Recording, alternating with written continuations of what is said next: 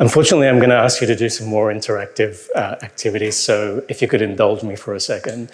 Could I see a quick show of hands? Who here works for a company that has between 1 and maybe 250 employees? If you can just quickly show your hands.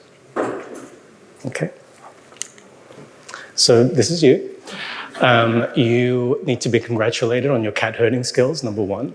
I think also, when I think back to the times when I've worked at really small companies where there's been like literally 2 people doing the entire marketing function, where you're running around trying to validate message testing, where you are trying to desperately get somebody willing to record a demo for you for your products.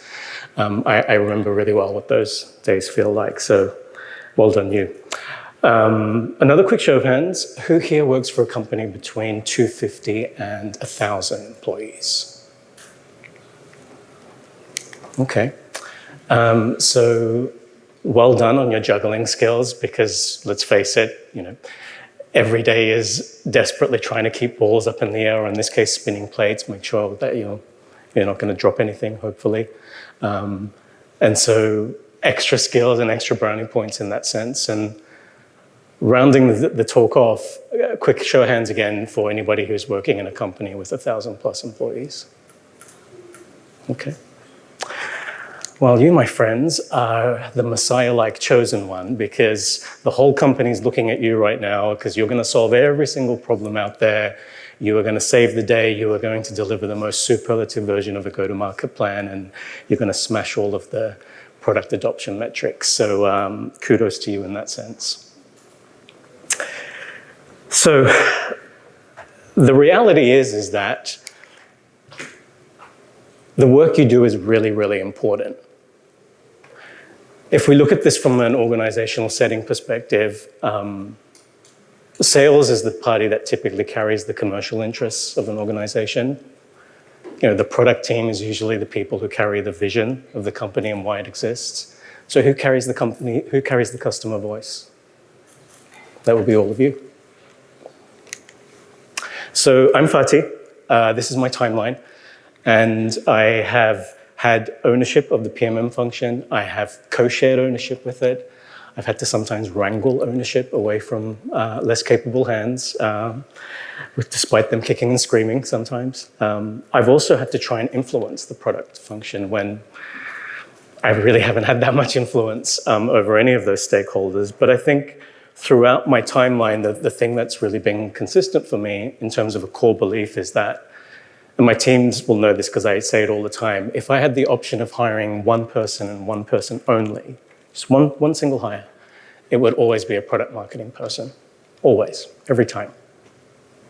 And the reason for that is because I fundamentally believe that there is nothing, we did an exercise earlier, like what does a PMM actually do? My fundamental belief is that there is nothing more important than a company's ability to articulate what problems they help solve for customers, what is the value that they bring to the table, but also how do you help customers unlock the value of their investment when they buy your products and services. And so that brings me to the title of my session today. It's a little grandiose. I admit that in hindsight, 20 years of lessons in 20 minutes. I think we all know that it would be impossible to impart that kind of professional knowledge in the allotted time. So given we have such a diverse mix of people here in terms of the kinds of companies you're working on, and then I also imagine that the folks on the live stream, our peer groups there, are also going to be equally as varied. So what I tried to do was come up with 5 core tenets that I think are universal enough that they can apply to any kind of setting, irrespective of the sort of company that you're working in. So does that sound good so far? Yeah? Okay. All right. Let's do this. Okay. So we all know that in product development, the value proposition you have is only as valuable as what a customer is going to be willing to pay for it, right? And there tends to be sometimes this belief that, oh, if we build it, they will come. You can develop the best product in the world, but if there's no demand for it, there's no product readiness, there's no product market fit maybe, or maybe the product is so advanced that the customers aren't quite ready from an adoption perspective, you're likely going to fail, right? Because what ends up happening is that we know that customers have interests, right? Our users, they're approaching the way that they maybe engage with your product or your service in a particular way. And then, of course, our companies have an interest, right? The companies that we all serve. And sometimes those two things, they don't intersect. As much as we would like them to be, those agendas can sometimes stay separate. So how do you bring those two things together, I guess is the question. I want to talk a little bit about my time at Amazon. I was there for 5 years. I had several different roles on the AWS side, which is the cloud infrastructure side. And then for the last year or so, I worked in the corporate development side on product innovation. And one of the things that I enjoyed tremendously about working there was this relentless customer obsession that Amazon has towards making sure that everything that it brings to the market is really focused on the interests of the customer, and customer obsession being customer centricity in, I guess, layman terms. And part of the culture was also about recognizing that good ideas can essentially come from anywhere in the organization. And so many of the mechanisms that exist within the company are built to be able to encourage people to come forward having identified maybe a pain point or a pressure point within the organization and use what we call the working backwards process. Some of you might be familiar with, I don't know if there's anybody from Amazon in the house today, but essentially it is a mechanism that exists to be able to take customer feedback or communicate those pain points to product development teams, engineering teams. And the way that the framework is built is so that there is a consistency in how that information is laddered back up or passed on or handed off to different teams. And so this is a kind of example of a mock PR FAQ. So the working backwards process consists of two parts. The first part is the part on the left-hand side of your screen. So each person having identified maybe a pain point for a customer, or maybe it's a net new product idea that they've thought of that they want to bring to the forefront, they have to write down answers to these 5 questions. So who's the customer ideal profile that we're talking about here? What is the pain point that we're trying to alleviate for them? How do we make sure that the thing that the customer is going to maybe gravitate towards the most is covered? How do we know that that's the right thing? And then if we were to sort of reimagine maybe what that would look like conceptually, what would the experience consist of? Having answered those questions, the second part of the process that all employees do is they actually write a PR FAQ. So you fast forward into the future to the day of when the product launches, so the product or service is available. And so you write a press release and you talk about what we're actually doing, what the value of that thing is, what are we bringing to market, and it's written in the customer's voice for an external audience. And then accompanying that is an FAQ document. So it's effectively a Q&A, a bunch of questions and answers, and it's more intended for an internal audience because having expressed the customer viewpoint, what you're trying to do also is justify why the company should be investing in bringing this product or new service or this thing that you feel passionately about that's going to help customers. Why should we bring that to market? And so end to end, it's this entire process that is highly centralized on the view of the customer and how do we make life better for them. I think the other example that comes to my mind that I want to just reference really quickly is the work I did at Dell with customer advisory boards or CABs. I'm not sure if this is something that you apply in your own context, but twice a year we would bring customers to a location. It was kind of nice. We'd pick nice places, and we'd get the customers together with our product management team. We'd give them sneak peeks into products that were coming up. We'd give them insight into the roadmap. We'd allow them to have these sort of direct connect and build relationships with the senior-most stakeholders in our organization. And they loved it, right? Because A, they felt seen and heard, and that somebody was actually paying attention to them. And it wasn't just like the most top revenue generating top spenders. It was real cross-section from across our business. And so that idea of giving them a platform where they could be heard, but also selfishly for us, I can think of multiple times when we had churn risk or revenue risk because a customer was going to reduce their spend. And it was thanks to those relationships that we built with the advisory board that we were able to maybe pull back on that a little bit. So think customer first. The second tenet is about how do you weaponize data? I worked at a startup a couple of years ago. I won't name the name, but in addition to being responsible for marketing, I also was the de facto product marketing manager. And so in that context, I was tasked with delivering a net new product, which was a self-serve product. And so what you're seeing on screen, I'll just orientate you really quickly. We're going from the far left-hand side based on where you're sitting. So far left-hand side, that's the sign-ups, people who actually went through and signed up for the platform. The middle section is how many then actually slapped down a credit card, like money in the bank customers, which is diabolical. And then at the very far side on the right is the amount of time it took from the process, from the standpoint of when you've put in your credit card and you launch your first project. I mean, the numbers don't look good, right? So if you kind of quickly do the math, this is not anything to be proud of. And I think there was an inkling based on the initial user testing that we did and some of the feedback groups that we did that this was not a good experience from a UX perspective. And despite knowing that, and despite trying to do all of this kind of back and forth, I think the viewpoint was, let's just get it out there. Right? Further compounding the problem was the fact that my stakeholder was the founder of the company, who, by the way, was also the chief product officer. Now, I don't know if any of you have worked with founders before. Some of them are fantastic and they're cerebral and they're wonderful to work with, but they can be a little bit mercurial. They can be unpredictable. They can be a little bit irrational, particularly given the context of the company is their baby, right? They sort of feel this very deep emotional connection to every single decision that gets made. And so therein lies the problem. You're dealing with this, and then you have to also figure out, how do I work with this person who has a very single-minded view of the world, right? It happens. I'm sure you've all been there as well.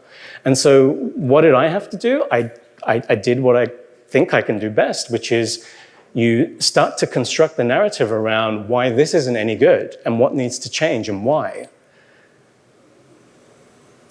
What is the default position of having to deal with an outcome like this, but also having these people who sadly think that they have a kind of conflated view of their own self-worth, and so they have a very single-minded, like I said, way of thinking about things. So what did I do? I sat down and I spent hours and hours looking at full story recordings. I looked at Hotjar to see where the rage clicks were and the pressure points. I went and looked at the funnel. I looked at where the drop-off points were. I put all of this together and presented this very well-rounded view to say, here's the reason why we should be throwing energy and resources and more time at the problem. And framing it in a way that I think where you take the emotion out of it, because the numbers don't lie. I mean, it's clear, right? And you interpret the narrative in the language that the business understands, which is financial metrics, the fact that you're leaving money on the table, the fact that none of these metrics really align to a SaaS best practice or a benchmark. And so by a lot of arm wrestling and sort of butting heads, we managed to get where we got to. And as a result of that, we were able to push the conversion rate up to, I think, above 4%, and we cut down about 40% of the time that it took to get from someone from zero to something in terms of the launch. So, data is everywhere. There's really no excuse. I mean, it's there in our mixed panel dashboards. You can look at it on Amplitude. You can look at it on Pendo or user guiding in terms of the onboarding journey. And if you are a PMM that works in the kind of company that maybe doesn't have access to that sort of tooling, there are things that you can do that cost nothing. Nothing at all. Examples, you can do a customer pulse survey. We do them twice a year right now, where we get a checkpoint. How are we doing? What do you like about our product? What do you not like about our product, right? Simple MailChimp program, get it out the door, let the feedback come to you in terms of that advisory information that customers are. What are they thinking? What are they feeling? How do they approach the way that they use the product? Set up a Slack group. a closed-door private Slack group or a Discord group where maybe you invite your most sort of voracious, noisy, active users of the platform, and you use that closed private space to, I don't know, send them polls, surveys, message tests. Say, hey, we're thinking of going out with this new product. Here's the tagline. What do you think? Again, these things cost you nothing. Nothing at all. Lead with data. It can become a really, really important ally in the greater scheme of things. So we covered the kind of large enterprise, big company view. We went down into a smaller environment. So we're going to go somewhere in between now and talk about what happens when you start to scale. I'm sure many of you have been through this experience. It can be a wild ride where your company's growing like crazy, pretty much. And you're finding that the things that got you there in terms of the way you work, the way you communicate, the way you organize, the way you operationally align, don't serve a purpose anymore. It's untenable to continue that way. And so you're going to have to very quickly think about what do we need to introduce into the organization from a mechanism perspective that's going to help us run the business the way we want to. Are you guys familiar with the rule of 150 or the Dunbar number? Quick show of hands. Okay, so for the uninitiated, the rule of 150, it's a theory that was developed by a British anthropologist called Robin Dunbar. That's why it's also called the Dunbar number. And the premise behind it is that the maximum number of social connections that any one single individual can maintain at any given time is 150. Beyond that, you have to think about, how do I maintain that connective tissue? And in the context of, I guess, in an environment that's growing, you want to hang on to the culture, you want to hang on to all the good things that exist within a company, and you have to, like I said, have to quickly figure out how you're going to do those things. And one of the ways you do them is by introducing new ways of working. So I'm going to talk a little bit about some collaboration and operational communication frameworks that I've used consistently throughout my career, and briefly they are the WBR, the MBR, and the QBR. So weekly business review, monthly business review, quarterly business review. So if I take them in order, the weekly business review is typically a deep dive into the business. It's a document that we produce that goes person by person or team by team, depending on how you're set up. And there is a consistent scorecard of how people have to report out in terms of what happened in the last 7 days. And there are 4 questions that every individual or team has to answer. One is, what were the highlights from the week? What were the lowlights? What are the things that are causing you grief or a little bit of heartburn right now, and why? And then what are your barriers or blockers or the things that we need to address in order to be able to move things forward? So we meet for about an hour and a half every week. It's time well invested. And we go top to bottom through the business, and we make some decisions and look at how we're doing from a general perspective.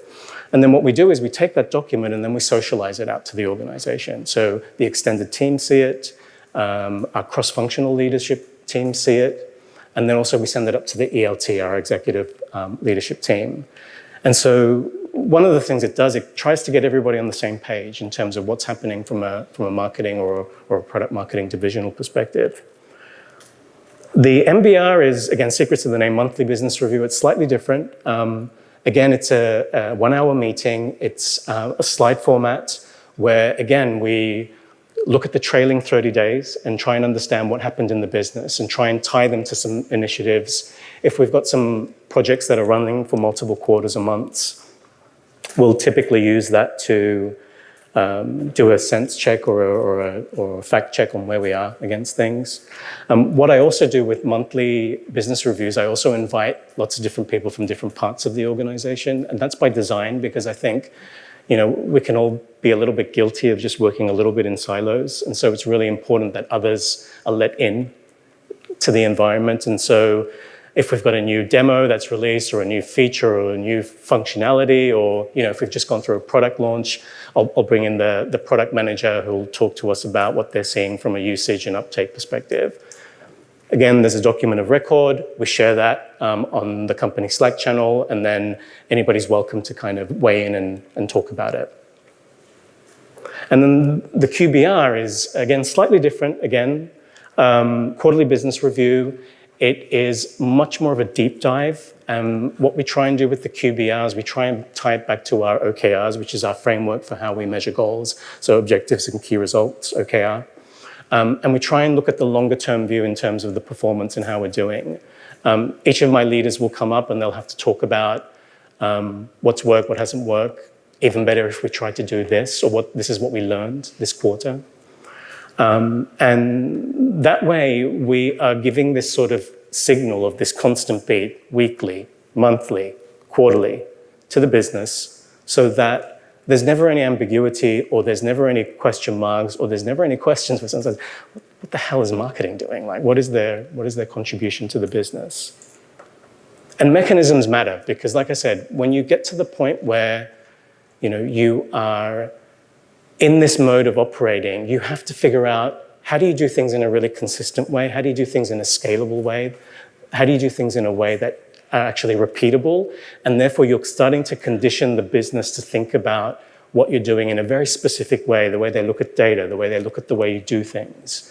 And so it can bring tremendous amounts of efficiency in the context of a scaling, growing environment. This is an oldie but a goodie. So it's highly, I think, related to the point I was just making about scalability, where sometimes you have to figure out, how do you establish rules of engagement, particularly among teams that you have dependencies on or that you work with on a regular basis. So the RACI is something that I've used from the very, very beginning of my career, and it serves a purpose. So again, just to orientate you, it's a framework that was developed by Six Sigma, and the acronym RACI points to the individual letters of R for identifying who's responsible for a task, A is for who's accountable for it, C stands for who needs to be consulted, and then I stands for informed. Who do we need to inform, or who needs to be made aware of something? And the idea is that again, what you're trying to establish is who takes the accountability and ownership of making sure that something gets done. We've all been in that scenario, right? So, you're having a spicy conversation with someone, like there's finger pointing going on, and somebody dropped the ball, or a deliverable wasn't met, or something went horribly wrong, and someone says, well, I thought you were going to do it, and somebody else says, no, that was that team's responsibility, and so on and so forth. And so what the RACI chart does is very clearly outlines which individuals, which teams, which groups, which departments are responsible for delivering the work. What this does is it takes uncertainty out of the equation. So at any point in time, as you're working through your deliverables, whether that is to build, a go-to-market plan for a new product, or maybe you're working on enablement material for your sales team, whatever that thing is, it removes the uncertainty and the ambiguity out of how you collaborate and work together as an extended team. This is actually the RACI that I use today. So when I joined DigitalOcean about a year and a half ago, there was a lot of chatter in the team, between product and product design and UX and the product marketing team. There was just a lot of discourse that was not helpful. It was counterintuitive, and I think that a lot of us were kind of looking at this thinking, okay, what's the way forward? And just a very simple exercise of me bringing the departmental heads together, putting us in a room where we hashed it out, kind of knives out, and we got to a place where we took some decisions, we aligned on how we're going to work together, we put it all down on paper, and then we socialized it out to the teams. Why? Because it's one thing for us as the leaders to be aware of it and agree on what we're going to do, but it's another thing if you haven't taken on the rest of the team along on the ride. They have to be equally invested in this in order for it to work. Super helpful, really relevant in terms of how do you get from point A to B, particularly in an environment where, some of you said I work for a 1,000+ company organization. Well, how do you bring cohesion to that? This is a way that you can do it.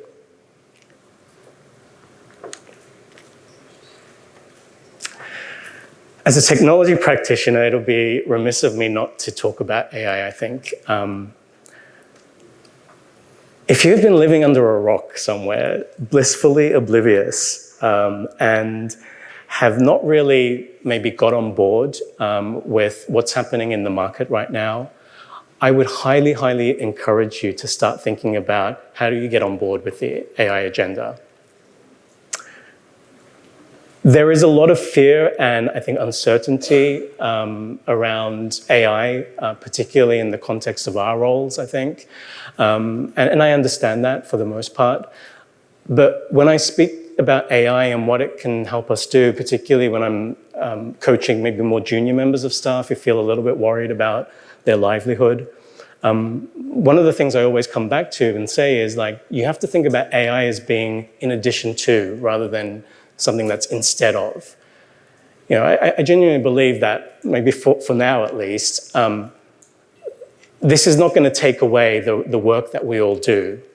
And I think reframing the lens of how you're looking at it perhaps means that you can help to start identifying ways of how do you bring AI into your role in a meaningful way that may help you reduce the amount of manual work you're doing, bring greater efficiencies, allow you to maybe not have to focus on the admin-y kind of stuff, and free up some of your time so you can really think about strategy and how do I add value and how do I make sure that we're constantly addressing the needs of our customers. So I'm going to talk about two examples. These are from DO. These are things that we do today.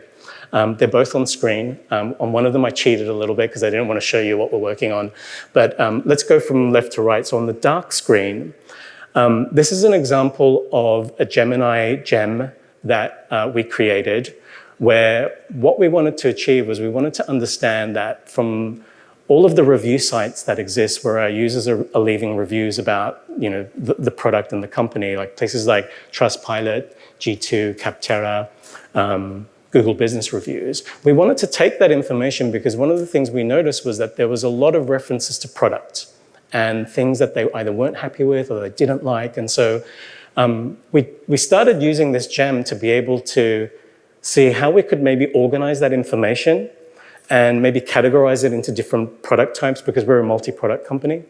And then actually use that as something helpful that we could take to our product teams and say, look, this is what our customers are saying about us. Do we think there are things here that are worth pursuing?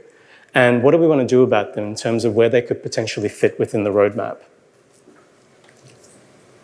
The example on the right-hand side is, this is a mock-up. This is the thing that I said that I'm not actually sharing real data. But what I want to try and illustrate to you is something like Notebook LLM.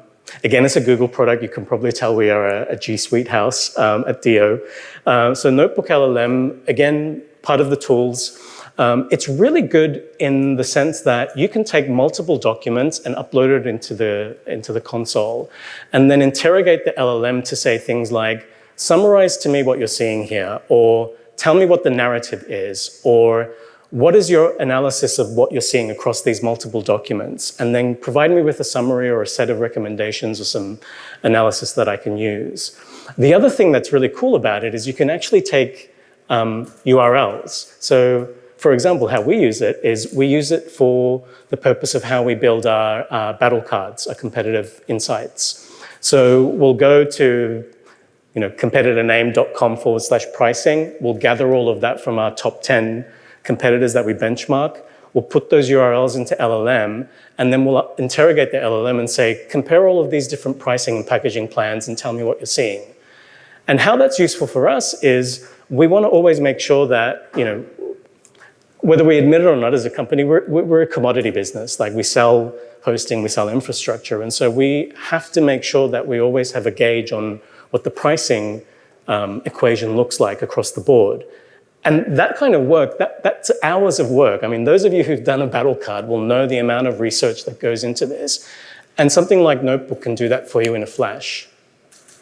We also use it for things like tracking newsroom or blogs of our competitors, because what does that tell us? That gives us a signal to say, what does our competitors release? And of course, you can see this on social media, and usually, we'll grab a screenshot of a LinkedIn post and we'll put it on the Slack channel. Sure, you can do that. But think about scale. Like, can you do that for every single competitor all the time? We want to know when they've released something. We want to know when they're talking about something. We want to get an understanding of what are the kind of themes that they're covering in their blogs, because that's kind of an indication maybe that they have feedback and customers are interested about learning about those topics. So should we be adopting those as well from a content strategy perspective? There's a lot of usefulness in there. And I guess the other thing that I would say is, maybe these two things don't translate for your environment, so think about the variations of that and how that could work. You could put it into different guises. You could take your social media feeds, you can take Reddit community posts, you could sort of do sentiment analysis, build a custom framework using one of these tools. I think there's a lot of possibilities in there. Figure out what works for you. Don't be a Luddite, and I say that with love, I really do. The roles around marketing that are going to be around in 2 to 3 years from now are going to be the roles where folks have figured out, how do I think with an AI-first mentality? And how do I use this to get smarter, more efficient, more agile, better? All of those things. And this is my last tip, I promise you. I think I'm out of time, but I'm going to try and breeze through this. Write it down. Think about times when you're going to have to do an appraisal, when you're up for a promotion, where maybe you're doing a development plan. Maybe even you're thinking of jumping shift and you want to go and interview somewhere. Your ability to market yourself, point to your impact, the body of work that you've done, and be able to talk about what that impact was for the company is super important. Like, if you are the kind of personality type that, maybe you like a good old brag and, you get a kick out of, acknowledging the things that you've done, or if you're more of a kind of quiet, introverted personality that, you're quietly satisfied of knowing you've done a good job. This works equally well in both of those scenarios. Nobody is going to do your bidding for you, honestly, genuinely. It's up to you as an individual, as a marketing professional, to do your own bidding and make sure that at any point in time you're marketing the marketing, i.e. yourself. That's it. Feel free to connect with me. Thank you. Like this video? We've got loads more on demand. To access all previous event recordings, become a member. When you join, you also get access to more resources, templates, and inspiration from other leaders and PMMs. If you do want to catch us live, though, why not join us at our next event? Simply head to the link in the description to see where we're headed. Thanks for watching, and we'll see you next time.